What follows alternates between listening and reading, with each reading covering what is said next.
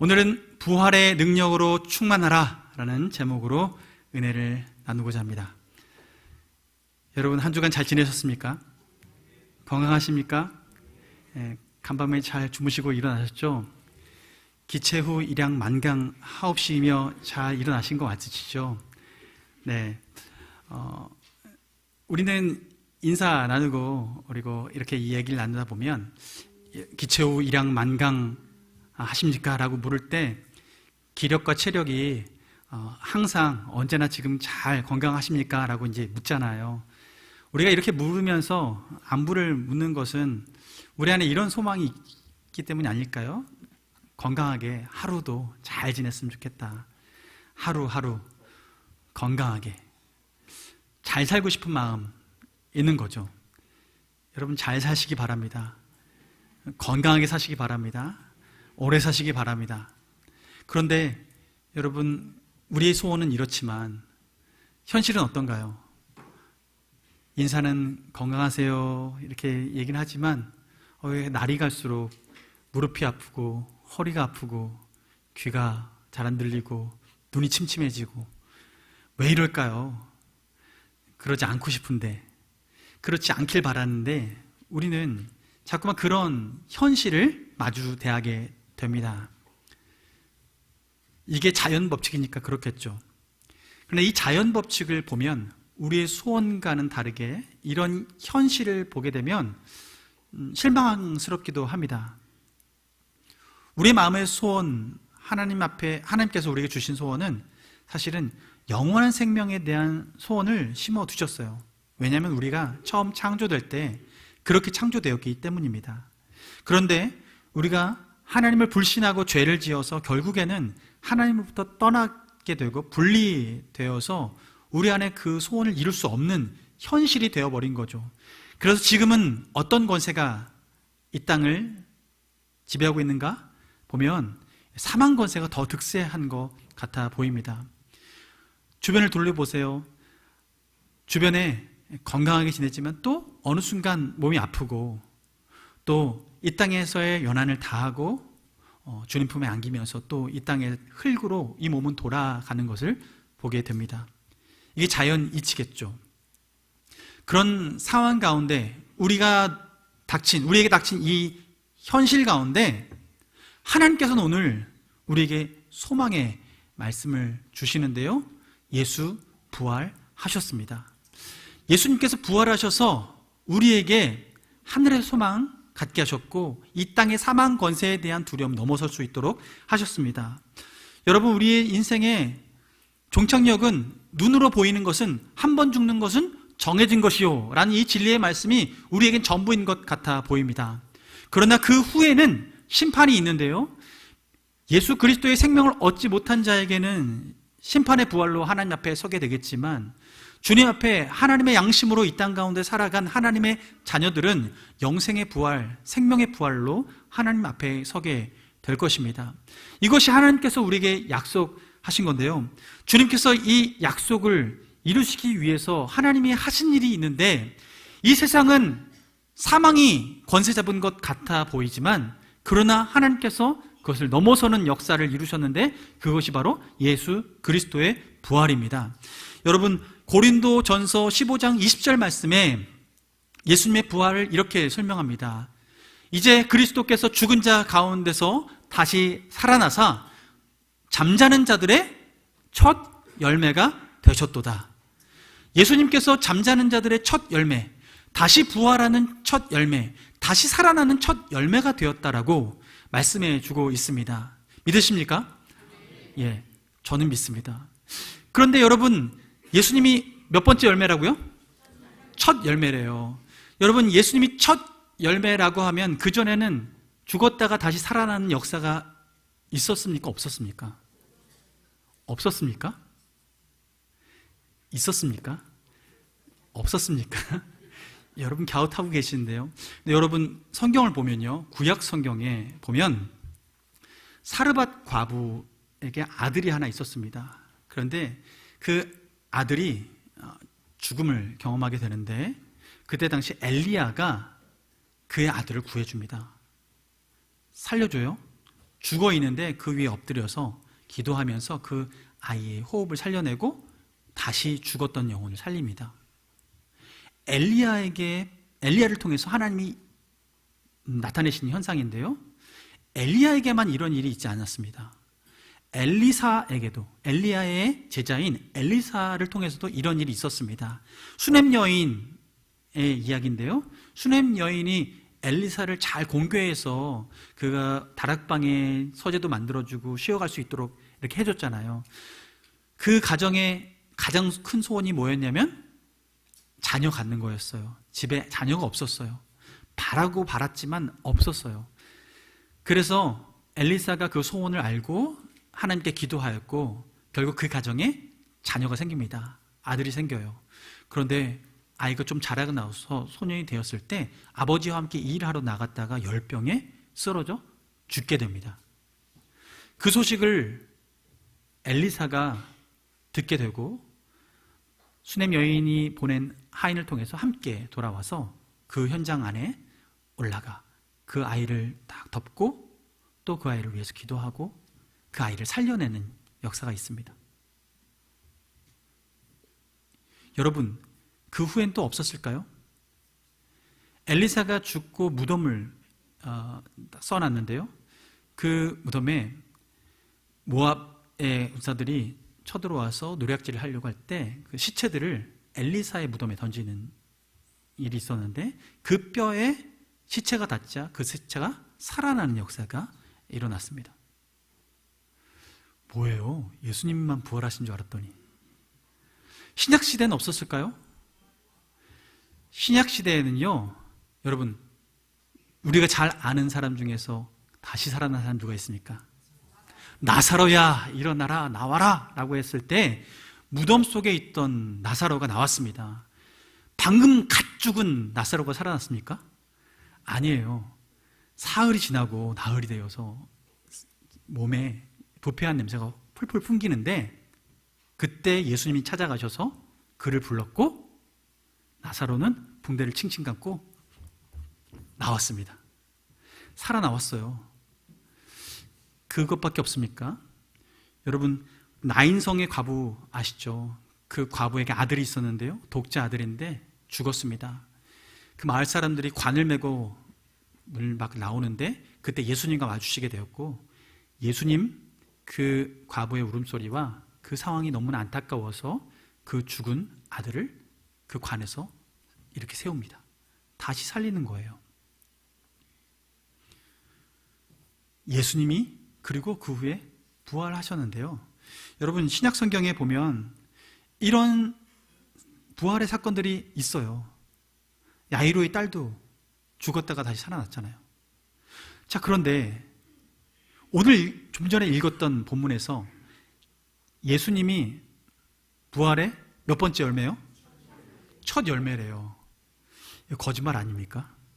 이건 지워야 될 것 같은데요. 구약에서와 신약에서 그리고 예수님의 그 부활, 다시 살아나는 이 역사, 그들과 예수님과는 어떤 차이가 있을까요? 네, 그렇습니다. 앞에 죽었다가 살아난 사람들은요, 결국에 다시 죽었습니다. 무덤으로 들어갔어요. 마지막 종착역이 어디였냐면 다시 무덤이었습니다. 살아났다가 다시 무덤에. 근데 예수님은 어떻습니까? 예수님은 십자가에 죽으시고 무덤에 묻히시고 그곳에서 사흘 후에 다시 살아나셨습니다. 살아나신 예수님은 40일 동안 제자들과 함께 있었습니다. 이것이 단순한 착시 현상이 아니라 실제로 부활하셨다라는 이 사실을 제자들에게 알려주었고 수많은 사람들에게 보이셨습니다. 뿐만 아니라 예수님께서는 그들이 보는 가운데, 500의 형제들이 보는 가운데 승천하셨습니다. 승천하셔서 하나님 우편에 앉아 계십니다. 이 사실을 누가 봤을까요? 본 사람이 한 사람 있습니다. 네, 스 집사님이 보셨습니다. 우리 스데반 집사님께서요, 순교 당하실 때 그 순교의 순간에 하늘을 우러러 봤는데 그때 예수님께서 하나님 우편에서 TV에 스포츠 관람하듯이 팔짱 끼고 보시는 게 아니라 일어서셔서 스데반이 죽어가는 그 순교 현장에 애달파하는 모습으로 눈을 마주치셨습니다. 지금 예수님께서는 살아계십니다. 2000년 전에 예수님의 죽으신 사건과 부활의 사건은 그때로 끝난 것이 아니라 부활하셔서 40일 동안 제자들과 함께 하시고 제자들이 보는 가운데 승천하셔서 하나님 우편에 앉아 계시는데 지금까지도 예수님이 다시 재림하실 그때까지 주님은 살아 계십니다. 그래서 앞선 사람들이 죽었다 다시 살아난 사건과 예수님이 죽었다 다시 살아난 사건은 다른데요, 앞서 죽었던 사람은 다시 죽었지만 예수님은 지금도 살아 계신 분이십니다. 그래서 우리는 예배를 하죠. 그래서 우리는 기도를 합니다. 주님이 들으시고 주님이 응답하시기 때문입니다. 자, 그래서 저는 이 사건이 우리에게 어떤 의미가 있는가, 예수님께서 부활하신 사건은 사망을 못 박는 사건이었습니다. 사망을 사망 선고하는 사건이 바로 예수님의 부활 사건입니다. 앞서서 다른 사람들이 죽었다 살아나는 건죠, 이런 거죠. 죽었다가 사망 권세 살짝 깨고 나왔다가 다시 덮인 거예요. 누구 힘이 세요? 생명의 힘이 세요? 사망이 더 힘이 세요? 사망이 더 힘센 거잖아요. 그런데 예수님께서는 죽으셨다 부활하셨는데요, 부활하셨는데 성경은 이렇게 기록합니다. 사망 권세 깨트리시고 이기시고 나오신 거예요. 저는 이 모습을 상상하는데요, 이런 그림을 그려봐요. 새들 조류의 알 있잖아요. 알들이 생명을 가지고 나올 때 어떻게 합니까? 안에서부터 껍질을 깨고 나오죠. 앞선 죽었다 살아난 사건들은 뭔가 깨고 나오려고 하다가 다시 덮였어요. 깨고 나오려고 하다가 다시 덮였어요. 그런데 예수님의 사건은 깨어졌는데, 금이 갔는데 지금도 금가 있는 거예요. 다시 덮이지 않는 거예요. 사망 권세가 깨어졌어요. 금 갔어요. 그 사이로 지금 생명이 움트고 나왔는데, 그 사이로 하나님께서 우리에게 생명을 흘려보내주고 계신데, 성령의 역사하심으로 생명의 씨앗들이 우리에게도 동일하게 흘러가게끔 하셨다라는 거죠. 여러분, 저는 이 사건이 또 이렇게도 이해가 됩니다. 여성분들 결혼하시고 자녀를 보신 분들은 아실 텐데, 자녀가 건강하게 출산하려면 어디부터 나옵니까? 아이가 머리부터 나와야죠. 잘 나와야 됩니다. 머리 나오고 어깨 나오고 이렇게 차례대로 나와야 되는데요, 여러분, 교회의 머리 되신 예수 그리스도께서 사망의 권세에 갇혀 있는 것 같아 보였지만, 그 태중의 아이가 엄마 뱃속에서 나올 때 머리부터 나오면서 응애하고 탄생의 소리를 외칩니다. 나오죠. 머리를 내리밀고 나옵니다. 저는 교회의 부활 사건은 예수 그리스도께서, 교회의 머리 되신 예수 그리스도께서 그 사망 권세 이기시고 이 땅 가운데 생명을 잉태케 하셔서 생명이 이 땅 가운데 탄생하는 그때에 우리에게 첫 열매로서 그 부활의 첫 열매를 보여주시는 것이 바로 아이가 머리부터 내밀며 이 땅 가운데 탄생하고, 나중에 어깨 나오고, 그리고 손 나오고, 골반 나오고, 다리 나오고, 그러면 싹 태어나잖아요. 예수님께서 2000년 전에 이 땅에 오셔서 죽으시고 부활하신 이 사건은 산딸인 여인이 아이를 잉태한 순간인 거죠. 여러분, 마지막 때는 멀지 않았습니다. 아이의 머리가 나오기 시작했고 곧 몸이 나오는데요, 예수님이 재림하실 그때에 완전하게 모든 주님의 몸된 교회의 성도님들이 예수님과 같이 그런 부활의 영광 가운데 참여하게 될 것입니다. 하나님은 우리에게 이 소원을 가지고 예수 그리스도의 부활, 그것이 우리의 첫 열매 된 것을 인식하고, 그것이 예수 그리스도에게만 의미 있는 사건이 아니라 예수 그리스도의 몸된 우리에게도 동일한 그 은혜가 있음을 기억하라 라고 말씀하시는 사건인 거죠. 여러분, 축하드립니다. 여러분에게도 그 부활의 영광이 임합니다. 여러분을 초청하셨습니다.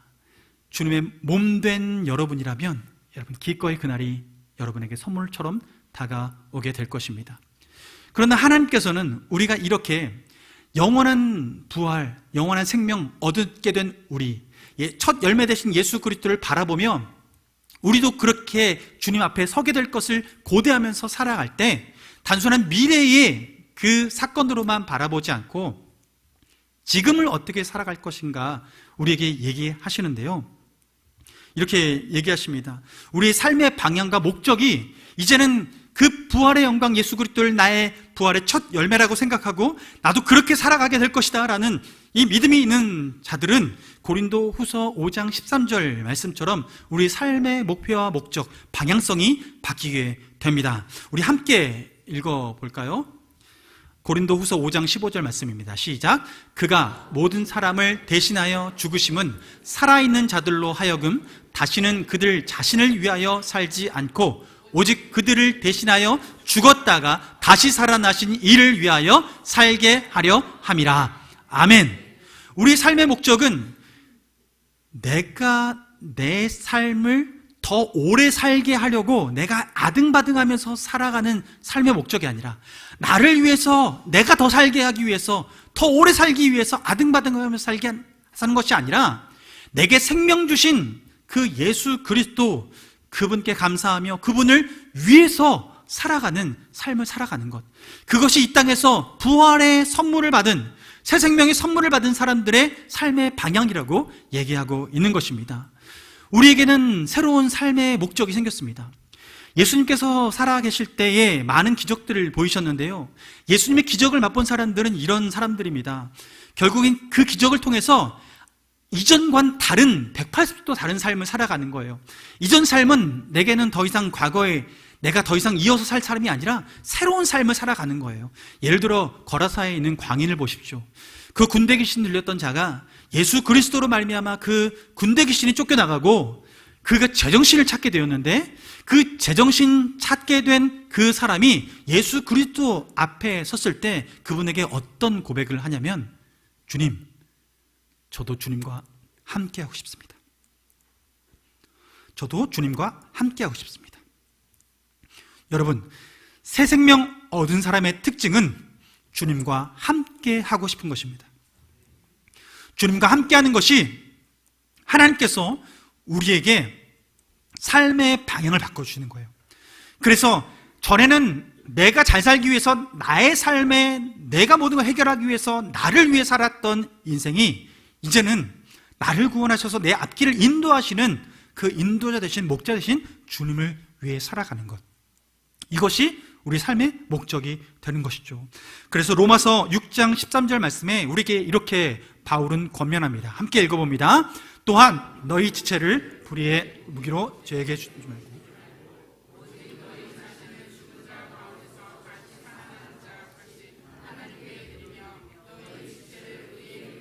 함께 드리라. 아멘. 우리의 지체를 불의의 무기로 이제는 더 이상 드리지 말고 어떤 무기로 드리라고요? 의의 무기로 드리라. 하나님께 드리라 라고 얘기하고 있어요. 주님께서는 우리의 삶의 방향성을 바꿔주신 것입니다. 단순히 죽은 후에 다시 살아날 것이다 라는 이 소망, 그래 이 좋은 선물을 받았으니 내가 이 땅에서는 그래도 마음껏 한번 마음대로 살아봐야지. 하나님은 우리에게 죄 지을 자유이용권을 주시지 않았습니다. 하나님의 구원은 우리가 마음껏 죄 지으라고 주신 구원이 아니라 이 땅 가운데 하나님과 동행하며 하나님의 그 거룩을 지켜나가며 이 땅 가운데 하나님의 뜻을 이뤄낼 때 하나님 나라가 이 땅 가운데 이루어지길 간절한 소원하는 그 마음으로 이 땅에서 하나님 나라를 예행 연습하며 살아가는 것, 그것을 우리에게 맡겨주신 것이죠.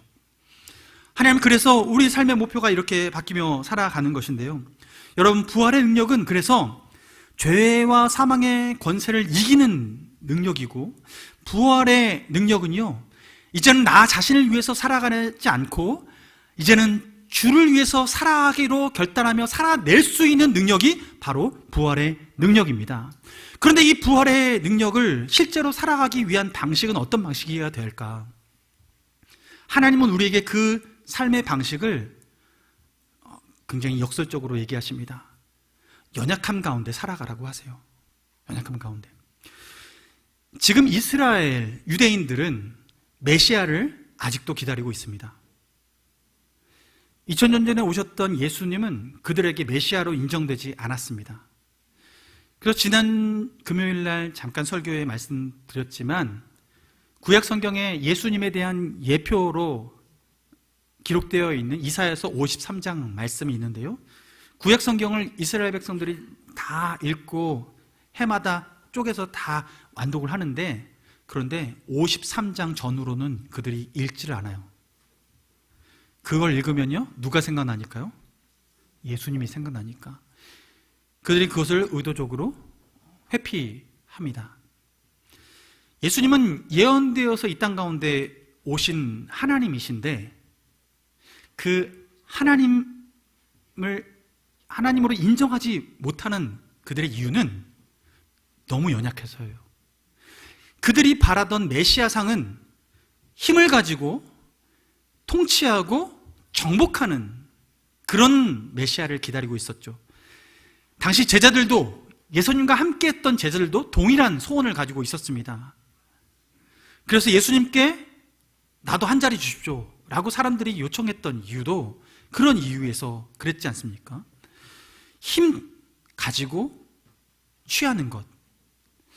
그런데 하나님은요, 그렇게 이 땅 가운데 하나님의 뜻을 이루지 않으셨습니다. 예수님은 연약한 모습으로 십자가를 지셨습니다. 예수님은 그들에게 강압적으로 천군 천사를 보내서 십자가에 매달려 있을 때 그 땅을 휩쓸지 않으셨습니다. 그냥 연약한 그 모습 그대로 십자가에 매달리셨습니다. 그런데 그 연약함이 우리에게 생명을 주는 능력이 되었습니다. 하나님이 일하시는 방법은 우리의 연약함을 통해서 일하십니다. 부활의 능력은 그래서 내가 새 힘을 얻어서, 내가 좀 더 건강해져서, 내가 좀 더 능력을 가져서, 내가 더 좋은 지위에 올라가서 내가 다른 사람들 앞에 부끄럽지 않은 그런 모습이 되어서 내가 주님께 쓰임받아야겠다. 주님은 그런 목적이 아니라 예수 그리스도의 사명을 받은 자는 겸손히 주님의 그 연약함을 닮아가는 자라고 얘기하고 계시는 거죠. 이 땅에 우리가 살아가는 삶의 방식은 바뀌어지는 거예요. 그렇게 십자가 부활의 능력으로 살아가는 것은 힘의 능력이 아니라 연약함의 능력으로 살아가는 것이죠. 고린도후서 12장 9절 10절 말씀에 주님은 이렇게 말씀하세요. 바울을 통해서 고린도 교회에 얘기하죠. 나에게 이르기를 내 은혜가 내게 족하도다. 바울에게 가시가 있어서 이걸 떼어달라고 하나님께 3번이나 간구하잖아요. 그런데 그 부분을 들지 않고 주님은 그대로 내버려 두십니다. 그때 주님께서 하신 말씀이 이런 거죠. 이는 내 능력이 약한 데서 온전하여 짐이라. 그러므로 도리어 크게 기뻐함으로 나의 여러 약한 것들에 대하여 자랑하리니 이는 그리스도의 능력이 내게 머물게 하려 함이라. 10절 말씀 보면요, 그러므로 내가 그리스도를 위하여 약한 것들과 능욕과 궁핍과 박해와 곤고를 기뻐하노니 이는 내가 약한 그때의 강함이라. 우리가 강해지는 때는 내가 약할 때 하나님의 강함이 덮는 그 순간 우리가 진정으로 강해지는 것입니다. 하나님께서 그 연약함을 가지고 하나님의 능력을 드러내실 때 우리가 진정 주님 앞에 쓰임 받는 삶을 살아가게 되는 것이죠. 제가 결혼을 하고 직장 생활을 하고 그리고 신대원 와서 지금 이 길을 걸어가는 일련의 과정에서 제 안엔 처음에 이곳에 발걸음을 내디딜 때 고민이 있었습니다. 갈등이 있었습니다. 왜냐하면 신대원 가려고 결단하는 그 과정의 저의 상황은 가정 형편이나 제 자신이나 모든 것이 완벽하지 않았고 너무나 불평할 것들이 많은 그런 상황이었기 때문입니다. 경제적인 상황도 그렇고 직장 잘 다니는데 그만둬야 되는 상황 가족도 그렇고 그때 당시엔 첫째 아들도 낳은 아직 돌되지 않은 그때였는데 지금 이 길을 걸어가야 되는가 하는 그 상황에서 마음에 기도했어요. 지금 가는 게 맞습니까? 좀 더 모든 것이 좀 갖춰졌을 때 움직이는 게 낫지 않겠습니까? 주님 앞에 기도하는데요. 그런데 지금 돌이켜 보는데요. 제 삶의 이 사역의 이 현장 가운데, 삶의 현장 가운데 그것은 조금도 저에게 흠이 되지 않았습니다. 하나님은 그 가운데 일하셨습니다. 우리의 연약함 가운데 일하셨습니다. 저를 조금도 굶기지 않으셨습니다.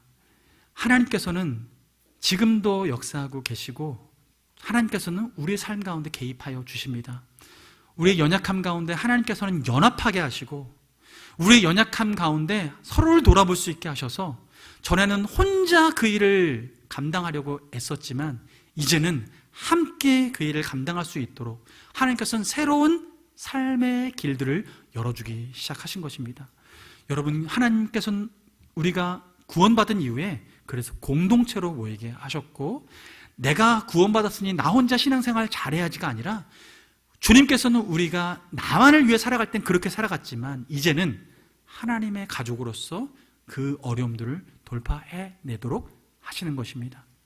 여러분, 부활의 능력이 무엇입니까? 죄와 사망의 권세를 이기는 능력, 죄와 사망의 권세를 깨뜨리는 능력이 부활의 능력입니다. 주님께서는 그 부활의 능력을 통해서 우리에게 더 이상 나 자신만을 위해 살아가지 않고 주를 위해 살아가는 그 삶의 방향을 새롭게 주님께서는 가르쳐 주셨습니다. 우리에게 갈 바를 알게 해 주셨습니다. 그런데 그 길을 걸어가는 방식을 하나님은 힘으로, 능으로 그 길을 걸어가라 하지 않으시고 우리의 연약한 모습 그대로 걸어가라 말씀하십니다. 여러분, 무엇이 완벽히 잘 갖추어져서 주님을 잘 섬길 수 있을 것이라 여러분 너무 그것에 매이지 마십시오. 세상은 그렇게 해야 모든 것이 사람들이 인정받고 잘 쓰임받을 것이라 얘기하지만 하나님께서는 예수 그리스도로 완전한 승리를 주셨을 땐 그 연약함 가운데 그 소명의 길들을 끝까지 걸어감으로 말미암아 이 모든 일들을 감당케 하셨습니다. 여러분, 이 시간 하나님 앞에 주님의 자녀로서 우리가 살아갈 방식들을 결정하기 원합니다. 다른 능력이 아닌 그 부활의 능력으로, 하나님께서 주신 그 능력으로 이 길을 끝까지 승리하며 걸어가는 우리 모두가 되기를 주님의 이름으로 축원합니다.